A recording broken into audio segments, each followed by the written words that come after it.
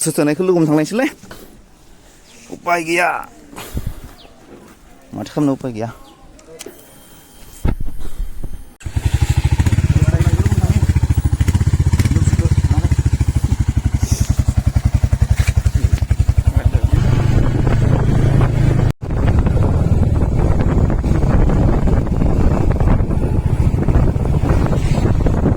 नैबेखिना जायगाखौ बिराद मोजां मोनो आरोना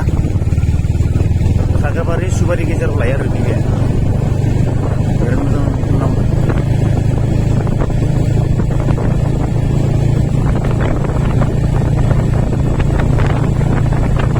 जायगाखौ बिराद मोजां नाङो गारियाबो मोजां थांलायसै लोगोफोर न'आव थांसै आरोना आं दा नै बाइकखौ फिदिंना लानोसै बेनिफ्राय दा न'आव थांगासिनो लोगोफोर न'आव थांगासिनो आं दा या आरोना आरो बै ससे बाइकआ साबसिन गैया आरो लोगोफोरना मैयाथ' रिक्सा सलायबाय नङा होमबा दिनै खायसे खायसे कन्टिनिउमोन आंना सुपेमारि लाबोबाय थानायमोन यालै लोगोफोर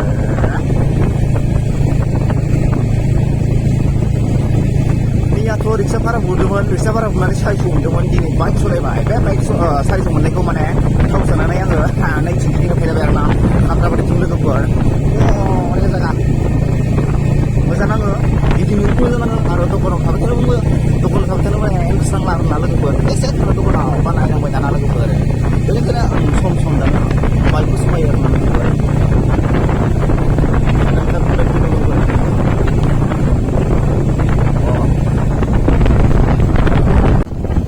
अखा बोथोराव बाइक सलायनायनि मजाया नङा बेलेग जामारनाय लोगोफोरने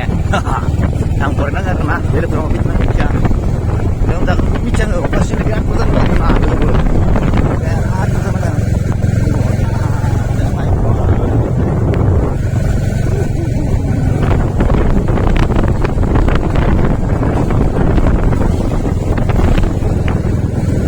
बेलेगफोराव माबायदि नाङो मिथिया आरोना लोगोफोर आं बिराद मोजां नाङो अखा बोथोराव बाइक सलायनो लोगोसे भिडिअखौ दोननाय जासिगोन लोगोफोर बेयावनो दोनबाय बाय